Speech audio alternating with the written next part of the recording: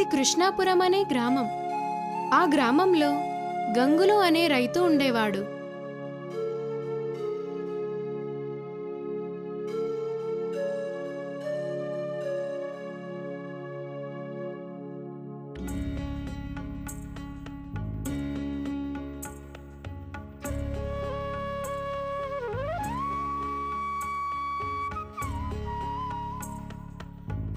అతడు తనకు వంశపారంపర్యంగా వచ్చిన తన పొలంలో వ్యవసాయం చేసుకుంటూ జీవించేవాడు.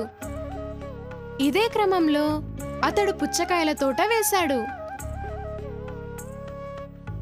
దేవుడి దయ వల్ల ఆ పంట బాగా పండింది. పొలం నిండా పుచ్చకాయలు కాసాయి.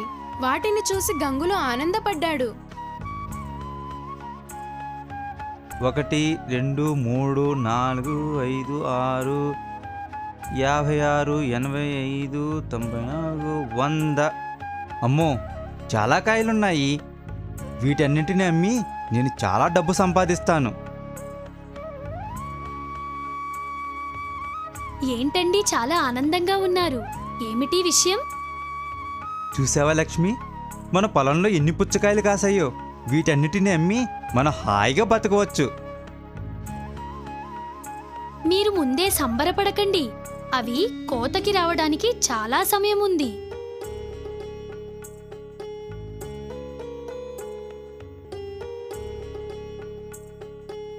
ఆ భార్యాభర్తలిద్దరూ అక్కడి నుండి ఇంటికి వెళ్ళిపోయారు.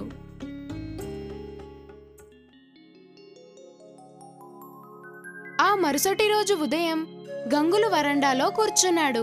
అక్కడికి అతడి భార్య లక్ష్మి వచ్చింది.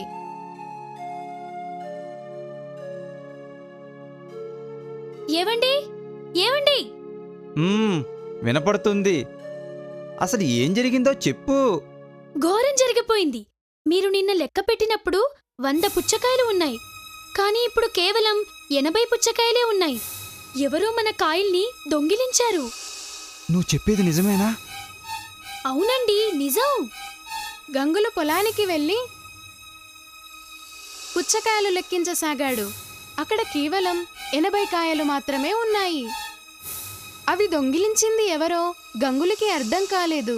ఆ రోజు రాత్రి కాపలా కాయడానికి నిశ్చయించుకున్నాడు. చీకటి పడిన తరువాత గంగులు తన పొలంలో కూర్చుని కాపలా కాయసాగాడు. అలా చాలాసేపు మెలకువగా ఉన్నాడు. అలా చూసి చూసి నిద్రపోయాడు. ఆకాశం నుండి ఒక వెలుగు భూలోకానికి వచ్చింది. ఆ వెలుగు నుండి ఒక తెల్లటి ఏనుగు బయటకు వచ్చింది.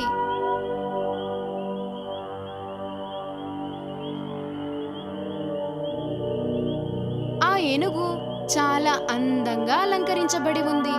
అది గంగుల పొలంలోకి వెళ్ళి అక్కడ ఉన్న పుచ్చకాయలను తినసాగింది.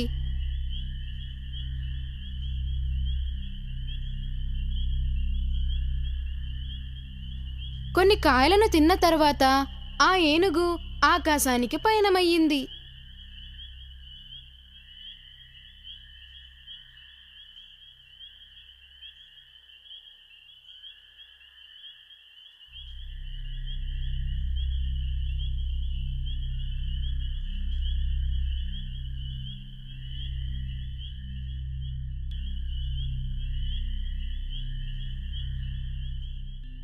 గంగులు నిద్రలేచి చూశాడు. మరిన్ని పుచ్చకాయలు తగ్గాయి. అసలు వాటిని ఎవరు దొంగిలించారో గంగులకి అర్థం కాలేదు. ఇదంతా తాను నిద్రపోవడం వల్లనే జరిగిందని భావించాడు.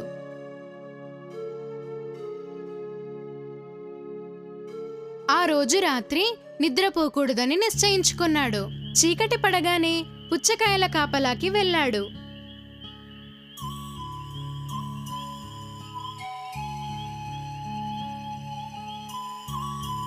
అర్ధరాత్రి అవుతూ ఉంది. ఇంతకు ముందులాగానే ఆకాశంలో ఒక మెరుపు మెరిసింది. ఒక తెల్లని ఆకారం భూమిపైకి వస్తూ ఉంది. అమ్మో, ఏమిటది? ఆ మేఘం నా పొలం మీదకు వస్తుంది. నేనెళ్ళి దాక్కుంటాను.